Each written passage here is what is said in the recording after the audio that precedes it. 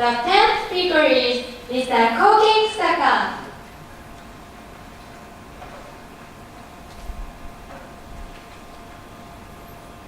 He will deliver his speech under the title of Not Special, It is Daily Life.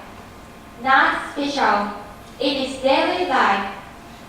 Now let us welcome Mr. Kusaka.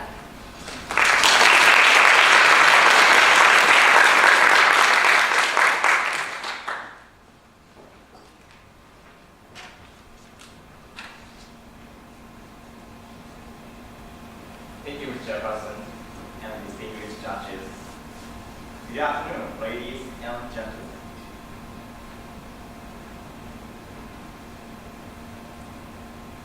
"19 years ago, on January 17th, 1995, the Kinki region was struck by a violent earthquake, especially Kyoto and Osaka were devastated.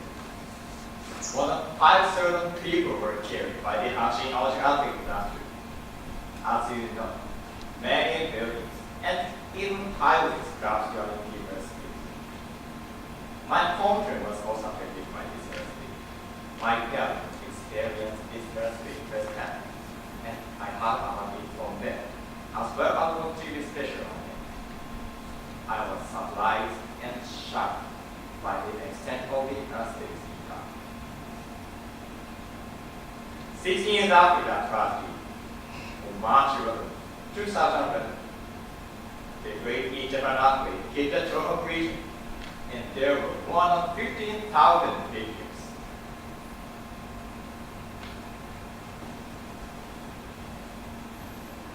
That is 3 times as many victims as the Hanshin earthquake disaster. Compared to previous earthquake, the number of the victims increased from before. Why? Because even though we prepare for earthquake, it is sometimes when the human condition can happen. Not only people who are unprepared for earthquake, but also people who are prepared became victims. Now, I'll tell about the importance of taking precaution against earthquake. By the end of this speech, I want everyone in this room to change their mind to take precaution against earthquakes. Do you take precautions? I think many people, especially the youth, will say no. Yet, there are many people who don't take precaution. According to the Japan office, more than 70% of people didn't know where the emergency evacuation area was.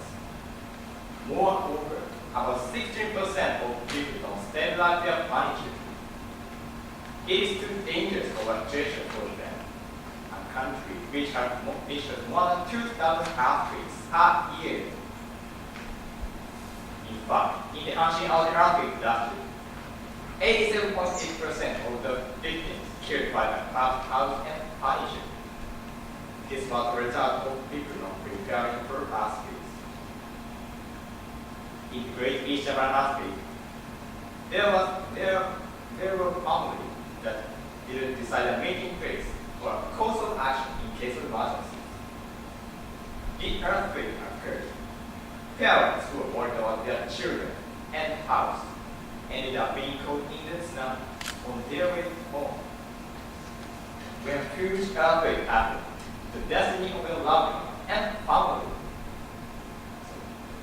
the destiny of your loved one and yourself will be decided on whether you take precaution or not.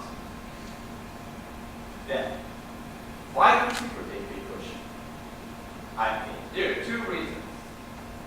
First, people think such a huge earthquake only happened in their hometown. So many of us lack a sense of crisis against earthquakes. Second, it's too troublesome.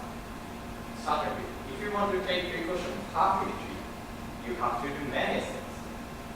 However, you might think it's too difficult and give up. But there are more simple, useful ways you can take precaution only by changing your daily life. In the Hanshin earthquake disaster, there was a family that took precaution, both simple steps and survive. What are these steps? It is put in for the newspaper under the form cycle furniture. If you do so, the furniture will have a backward center of gravity. So when violent earthquake occurs, it won't fall down or forward. This family was originally from Suzuka Prefecture, an area where earthquakes frequently occur. So they know simple, useful way to take precaution. Your loved one and you can survive by only simple steps. I suggest 3 points to take precaution within daily life. Firstly, what do you do when stock food and water? You buy special exclusive food and water. It is the correct way to stock food and water against earthquake. However, there are easier way. When you go to grocery shop, you should buy food for a few days. Then, if you can come out of your house for a big earthquake, you will survive 1 or 2 days. Secondly, is your room clean? Cleaning your room is also a type of precaution.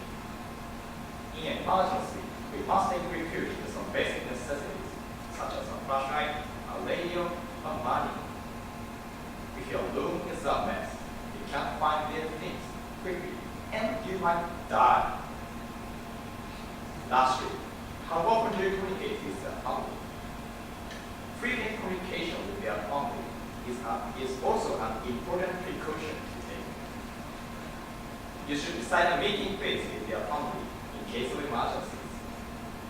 I'm sure being with loved one and family will give you the strongest will-being. Did you change your mind about taking precautions against earthquakes? You have to think hard about taking precaution. Yes, it is not special. It is your daily life. So please take action tonight. You will survive an earthquake in the future. Thank you for listening.